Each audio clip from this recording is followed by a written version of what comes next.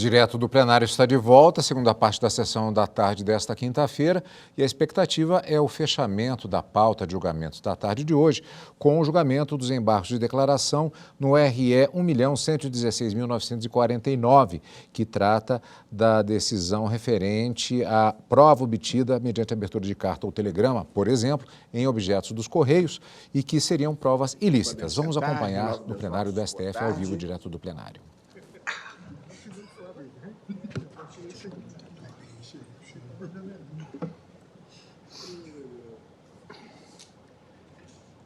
Chamo para julgamento os embargos de declaração no recurso extraordinário 1.116.949, procedente do Paraná, da relatoria do ministro Luiz Edson Fachin, sendo embargante o Ministério Público Federal e embargado Rafael Gonçalves Forte.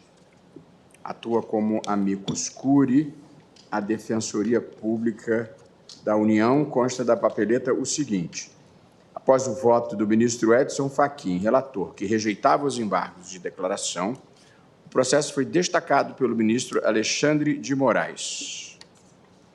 Passo, então, a palavra ao eminente ministro relator, vice-presidente do Tribunal, Luiz Edson Fachin, para relatório e voto. Muito obrigado, senhor presidente. O ministro Edson Fachin senta-se à esquerda na bancada. E a guisa de relatório, na linha do que Vossa Excelência vem de noticiar, a Procuradoria-Geral da República opôs embargos de declaração em face do acórdão que foi apresentado como fruto da deliberação colegiada nesse recurso extraordinário 1.116.949, oriundo do Estado do Paraná. Esses embargos de declaração se dirigem ao acórdão, mais especificamente a síntese da tese que ali foi adotada, e acórdão esse que fixou a compreensão segundo a qual, além da reserva de jurisdição, é possível ao legislador definir as hipóteses fáticas em que a atuação das autoridades públicas não seriam equiparáveis à violação do sigilo, a fim de assegurar o funcionamento regular dos Correios. Em pauta, portanto, embargos de declaração no recurso extraordinário número 1.116.949, embargante MPF. Ou seja, recurso contra a decisão do STF que invalida a prova obtida por abertura de qualquer encomenda postada nos Correios. Sigilo. À luz desta compreensão, os termos da tese fixada restaram assim postos. Sem autorização judicial ou fora das hipóteses legais, é ilícita a prova obtida mediante abertura de carta, telegrama, pacote ou meio análogo. Pois bem, basicamente, da tese e dos seus estritos termos é que vêm os embargos. O embargante, a Procuradoria da República, alega omissão porque o acórdão não teria examinado a distinção entre envio de correspondência e remessa de encomenda, como situações diversas, que não possuem a mesma extensão de proteção constitucional ao sigilo. Além disso, o acórdão tampouco, diz a Procuradoria, teria examinado a jurisprudência consolidada nos tribunais no sentido de admitir o afastamento do sigilo utilizado para encobrir práticas ilícitas.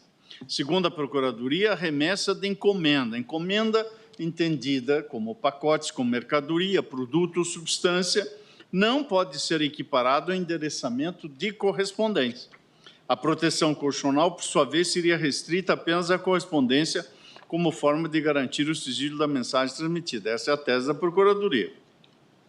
E, de acordo com dados da Polícia Federal, trazida essa coleta de dados pela Procuradoria nos embargos, a Polícia Federal, em 2019 e 2020, são uma amostra significativa,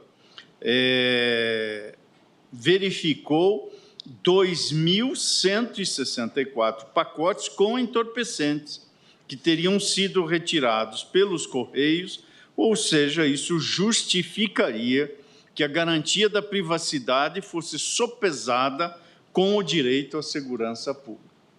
A rigor, a Procuradoria leva em conta especialmente os votos que foram o voto que foi lançado por Sua Excelência, o ministro Alexandre de Moraes, que, na ocasião da deliberação, embora comungando com aquela premissa, dissentiu desta parte. E, portanto, o que a Procuradoria vem sustentar é que os argumentos trazidos no voto do eminente ministro Alexandre de Moraes seriam coerentes com essa premissa, o que levaria a acolher os embargos para que a tese fixada em repercussão geral reconheça ser lícita a prova obtida por meio de abertura da encomenda postada nos Correios quando houver fundados indícios da prática de atividades ilícitas. Pois bem, senhor presidente e eminentes pares, este feito iniciou o julgamento e Sua Excelência, o ministro Alexandre de Moraes, destacou: já havia encaminhamento, inclusive com o voto que proferi, no sentido de rejeitar os embargos de declaração. A rigor, num primeiro olhar, pelo menos assim me parecia, inexistir contradição ou obscuridade ou omissão flagrante que chamasse, que atraísse a necessidade de repensar a tese como formulada. E por isso que, inicialmente, lancei o voto, fazendo uma análise do sentido e do alcance do acordo, ou seja, da condução do voto condutor que granjeou a maioria, e apresentando, naquele primeiro momento, a afirmação segundo a qual a solução encontrada na tese não padeceria de vícios que levassem à admissibilidade e o conhecimento e o provimento dos embargos de declaração. Nada obstante, num segundo olhar, especialmente após dialogar com os colegas, de modo especial, o eminente ministro Alexandre de Moraes, verificou-se que o que, a rigor, os embargos estão a fazer é uma explicitação do próprio sentido da Lei 6538, ou seja, à luz daquela premissa originária da tese, ou seja, a premissa segundo a qual é possível ao legislador definir hipóteses fáticas em que a atuação das autoridades públicas não seriam equiparáveis à violação do sigilo, ou seja, essa premissa remete, portanto, a uma previsão legal expressa, que não afronta a Constituição na exata medida em que se circunscrevem somente as hipóteses de práticas ilícitas. Em pauta, recurso contra a decisão do STF que invalida a prova obtida por abertura de qualquer encomenda postada nos Correios. Tem granjeado cada vez mais presença neste plenário de construirmos as soluções mediante procedimentos dialógicos e não apenas com a formulação unilateral de voto, verifico que os embargos aqui podem servir para explicitar a tese no sentido de preservar o sigilo dele, excluindo hipóteses legítimas diante de situações em que há efetivamente a prática de atividade ilícita. Por isso, Sua Excelência, o ministro Alexandre de Moraes, formulou, inclusive, uma explicitação da tese originária, explicitação essa, senhor presidente, que eu estou acolhendo no voto e, quiçá, nada obstante eu esteja a votar, mas, quiçá, o eminente ministro que destacou poderia até mesmo brindar este colegiado com os dados e informações que constaram do voto de Sua Excelência. Eis que me parece, senhor presidente, que aqui nós estamos a tratar de um aprimoramento daquela formulação inicial que não a contradiz, mas a complementa explicitando-a. De modo que eu estou votando neste sentido, e certamente será muito proveitoso ouvir a manifestação do eminente ministro Alexandre de Moraes, mas já estou adiantando do meu acolhimento e, portanto, acolhendo os embargos de declaração, dando provimento e adotando a tese tal como o ministro Alexandre Moraes apresentou para debate e que Sua Excelência certamente irá repisar nesse momento. E é como voto, senhor presidente. Obrigado, ministro Fachin. Como vota o ministro Alexandre, que pediu destaque?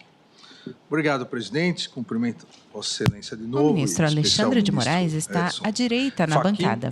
Que, na verdade, já facilitou muito o meu trabalho aqui em relação ao voto. Como Sua Excelência disse, o que eu proponho, a verdade, aqui é que os embargos de declaração sejam providos no sentido de sanar dúvidas. Na verdade, dúvidas surgindo, a Procuradoria-Geral da República bem colocou, nós chegamos até a discutir isso naquele momento, mas acabou não se consubstanciando na tese. Dúvidas entre o tratamento específico de cartas e determinadas encomendas e uma especificidade importante em relação ao sistema penitenciário. A toda a correspondência, pacotes, cartas, encomendas recebidas e enviadas pelo sistema penitenciário. Então, são esses dois pontos, presidente, que eu destaco e vou resumir aqui o voto, e que entendo, como já adiantou o eminente ministro Fachin, imprescindível para que nós possamos aprimorar, partindo do que foi definido já, a regra continua o que foi definido no julgamento anterior de relatoria do ministro Luiz Edson Fachin na questão da prova, mas, num primeiro momento, a questão de carta e encomendas, principalmente e especificamente as encomendas dos Correios. Porque a legislação, ao fazer essa diferença, e eu cito aqui não só a legislação já citada pelo ministro Edson Fachin, a Lei Federal 6.538 de 78, mas nós mesmos fizemos essa diferença, nós, o Supremo Tribunal Federal, na DPF 46, julgada em 2010, onde se discutiu o monopólio do serviço postal pela União. E, naquele momento, se discutiu, se fez a diferença, e em relação a transporte, entrega de encomendas, essas encomendas não são monopólio dos Correios, mas foi importante para se fazer a diferença. Eu cito, inclusive, aqui no voto dos embargos, essa distinção que foi bem detalhada pelo nosso decano, relator à época da DPF, o ministro Gilmar Mendes. Não há, em pauta, recurso contra a decisão do STF que invalida a prova obtida por abertura de qualquer encomenda postada nos Correios. E encomendas. Exatamente por isso, há todo um sistema de fiscalização nos Correios, em virtude o Correio, não raras vezes, ser parte, durante a parte do trajeto, o Correio passa de um lado para o outro, essa encomenda, mas acaba também repartindo a entrega com um serviço privado. Então, exatamente por isso, o Correio toma mais cuidado, a fiscalização é maior, para evitar o que eu vou aqui citar, dados que eu peguei e pedi para o antigo DEPEN, agora Senapen, Secretaria Nacional de Direito Penitenciário, e a própria Polícia Federal, passaram a preocupação em relação a isso. Há dados que foram trazidos pela Procuradoria e há outros dados, complementação pelo Senapen e pela PF. Veja, presidente, somente nos anos de 2019 e 2020, dado da Polícia Federal, a comunicação de apreensão de 2.164 encomendas com pacotes com entorpecentes. Então, a quase totalidade dessa remoção no centro de triagem dos Correios, sediada em Pinhais, no Paraná, em virtude da proximidade com o Paraguai, a área do tráfico de entorpecentes. Uma única pessoa, um único destinatário, recebeu 149 dessas encomendas com drogas.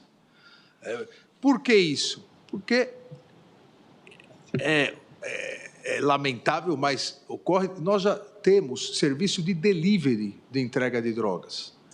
Da mesma forma que a iFood, você instala um aplicativo, pede, vem, entrega. Quando é em outra cidade, isso ocorre via encomenda pelos Correios.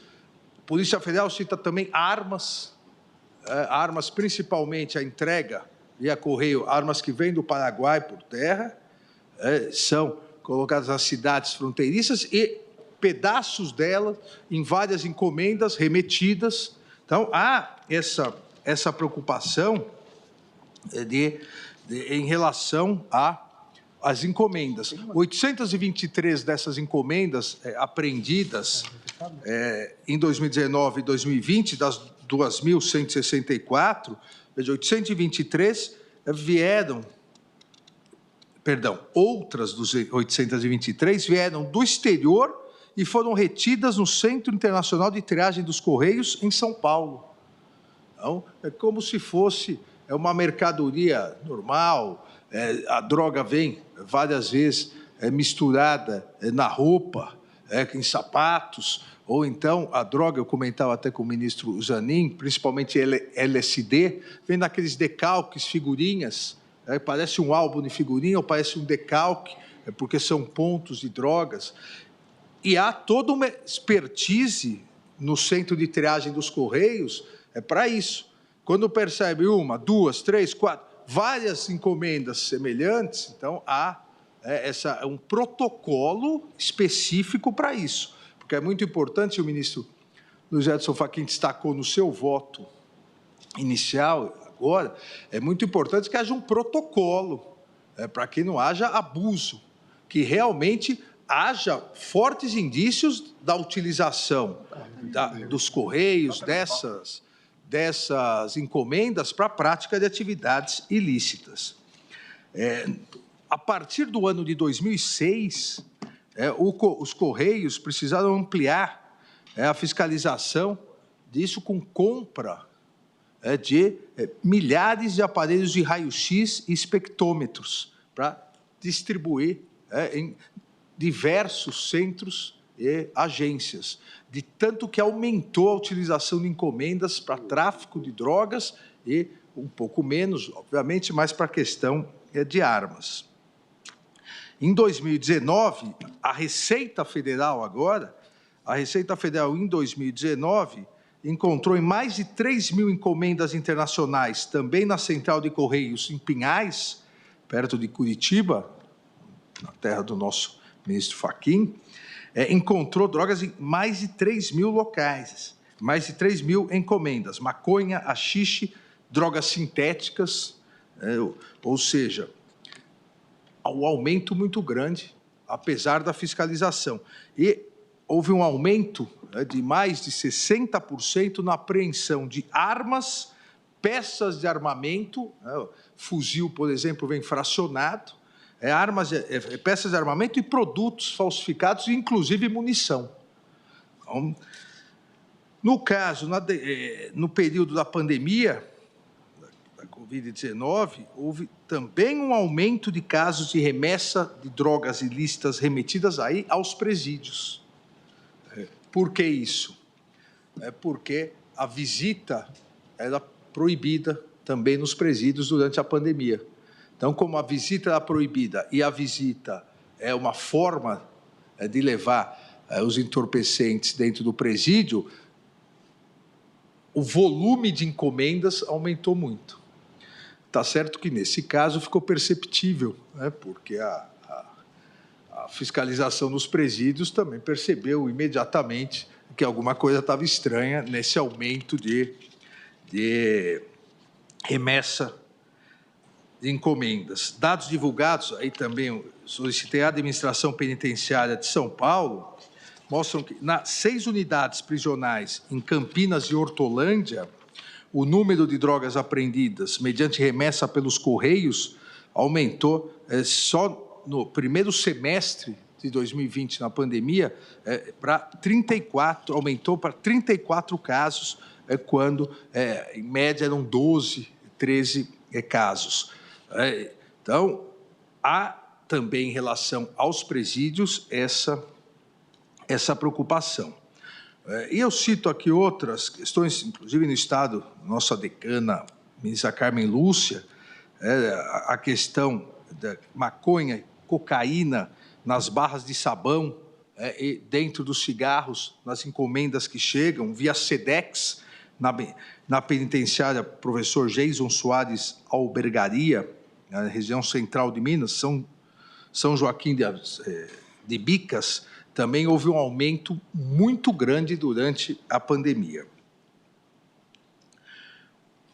Aqui, presidente, não vou cansá-los, né, mas outros dados de apreensão de drogas, cocaína, maconha, mas a Senapem mostra, por exemplo, que no estado do Rio Grande do Sul, no primeiro semestre desse ano, de janeiro a julho de 2023, foram apreendidos nos estabelecimentos prisionais do Estado, no Rio Grande do Sul, por meio de encomendas enviadas, 156 itens, carregadores de celular, 44 chips de celular, um mini celular, 2 fones de ouvido, cartões de memória, 105 comprimidos para disfunção erétil e porções de maconha.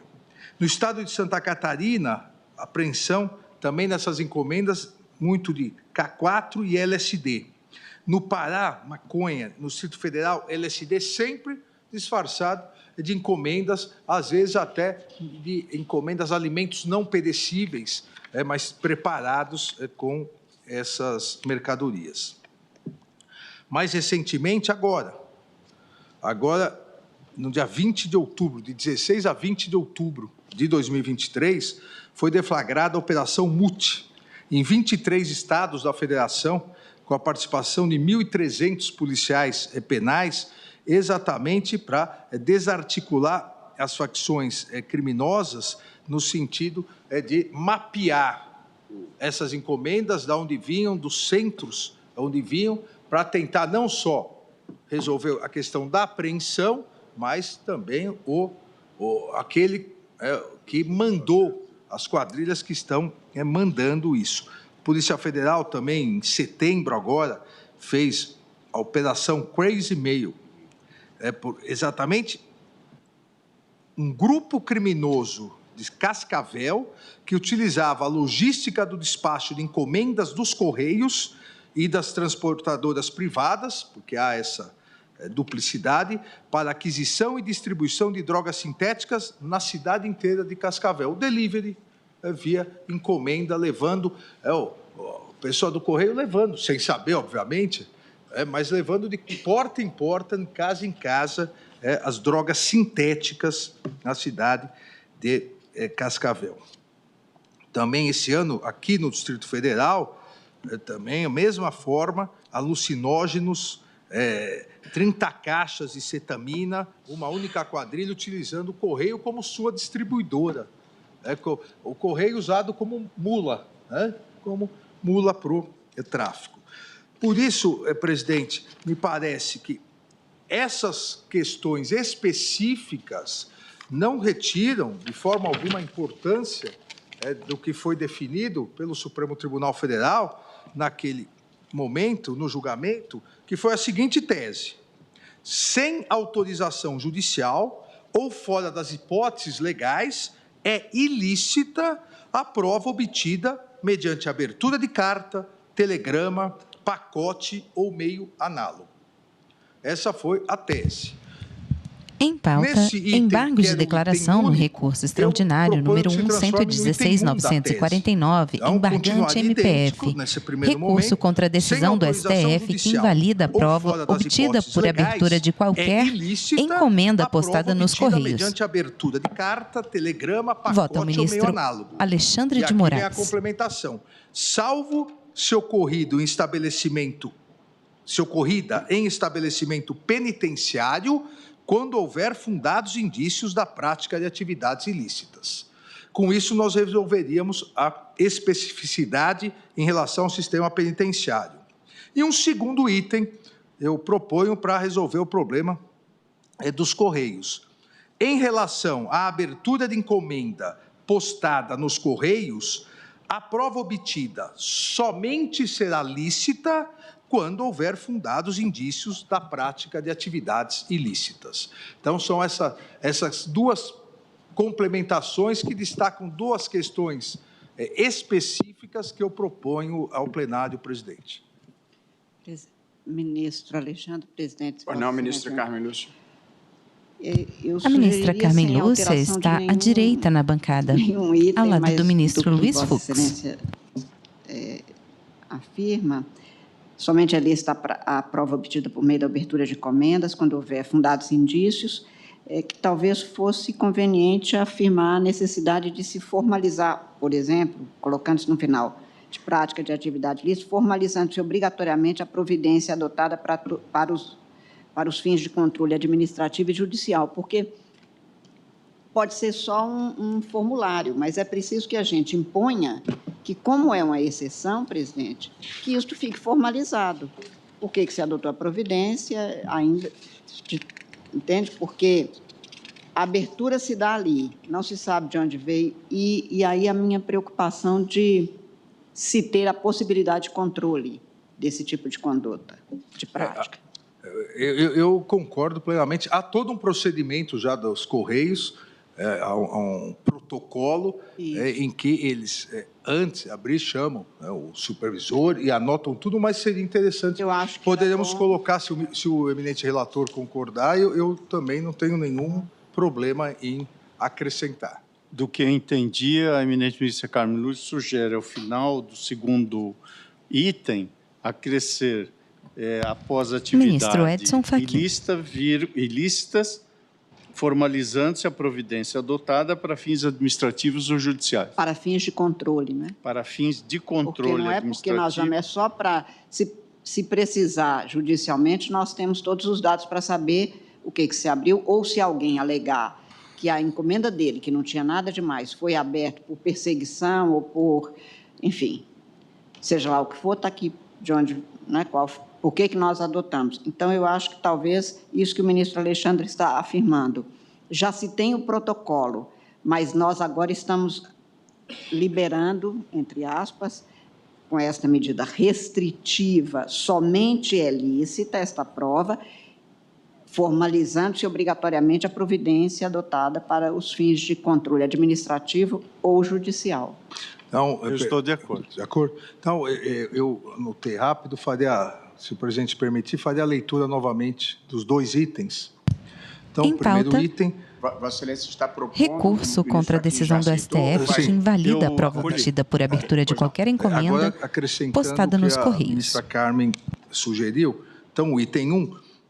Sem autorização judicial ou fora das hipóteses legais, é ilícita a prova obtida mediante abertura de carta, telegrama, pacote ou meio análogo, salvo se ocorrida em estabelecimento penitenciário, quando houver fundados indícios da prática de atividades ilícitas. 2.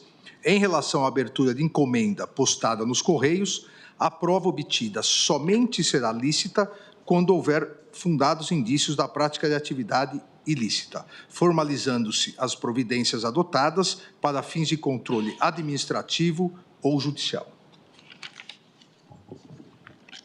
Ministro Fachin, de acordo? Eu estou de acordo. Portanto, Vossa Excelência estaria dando provimento aos embargos de declaração? Provimento para o fim de, acolhendo os embargos, explicitar a tese em relação à formulação original, e a explicitação constaria desses dois itens, como agora lidos. Perfeitamente. Indago do ministro Cristiano Zanin, se está de acordo. Senhor presidente, estou de acordo com o acolhimento dos embargos para explicitar esses aspectos, tal como foi colocado pelo eminente relator, o ministro Edson Fachin, com a complementação do ministro Alexandre de Moraes e também da eminente ministra Carmen Lúcia.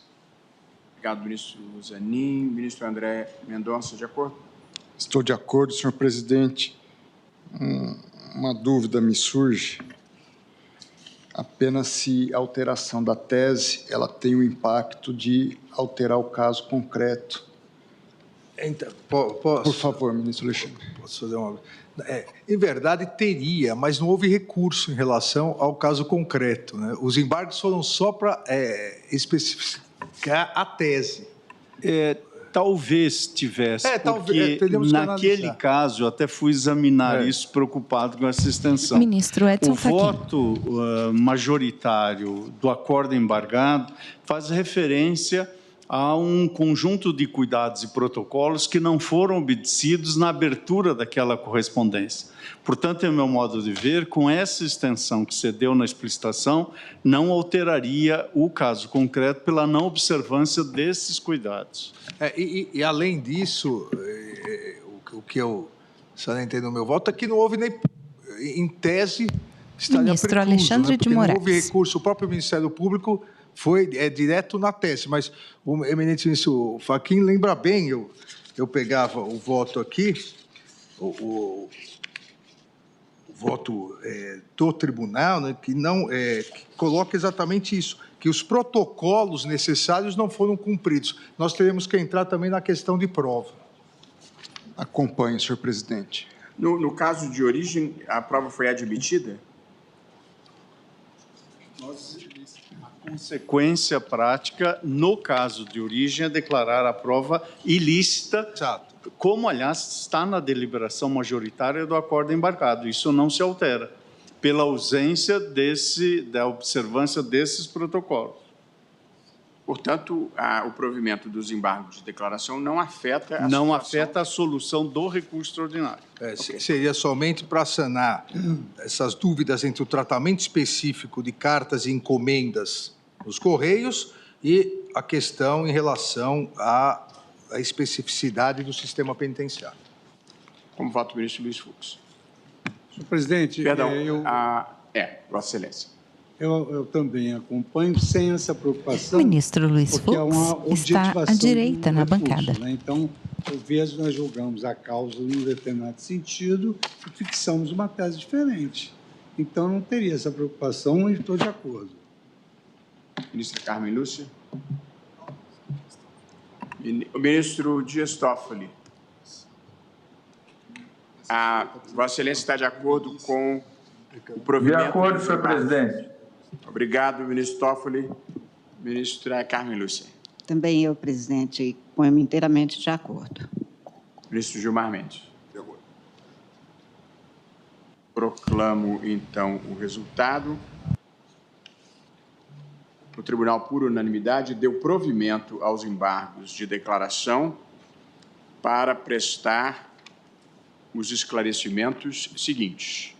E aí transcrevemos essa proposta do ministro Alexandre, endossada pelo ministro Luiz Edson Fachin. Todos de acordo? De acordo. Antes de encerrar, prezados colegas, só um breve anúncio. Nós estamos aqui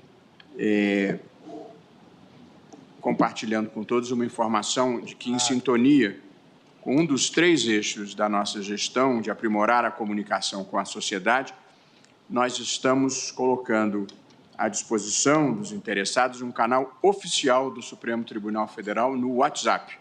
Uma possibilidade, uma nova ferramenta que existe.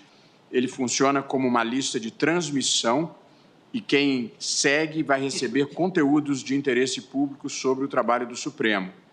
Informações sobre decisões que impactam o dia a dia das pessoas, eventos de interesse da população que podem ter sua transmissão acompanhada, cursos oferecidos gratuitamente, informações históricas, entre outras coisas.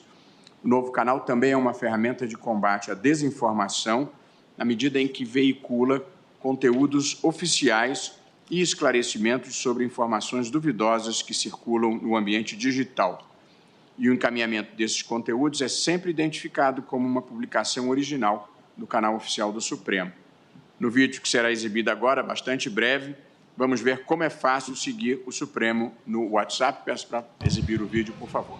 O Supremo Tribunal Federal agora Sobre tem um tela canal no branca, WhatsApp. em letras Para azuis. acessar, abra Tela o de aplicativo celular. da plataforma e acesse a aba Atualizações. A aba em Depois, destaque. clique no sinal de mais ao lado de Canais. À direita. Selecione a opção Encontrar canais Segunda e opção. pesquise por STF. Pronto. Digita no campo de Agora é só seguir o canal para acompanhar as novidades do Tribunal da Constituição. Logo do STF sobre fundo branco. Quer que passe de novo? Podia, por favor, reexibir o vídeo? O pessoal aqui está um pouco lento. Eu não vi o presidente. O ministro Barroso sorri.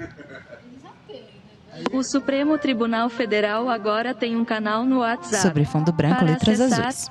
Abra o Tela do aplicativo da celular. plataforma e acesse a aba Atualizações. Atualizações. Depois, clique no sinal de mais ao lado de Canais. À direita. Selecione a opção Encontrar canais. Segunda opção. E pesquise por STF. Digita no campo de Pronto. busca. Agora é só seguir o canal para Clique acompanhar em as seguir no novidades canto do direito Tribunal da superior. Constituição.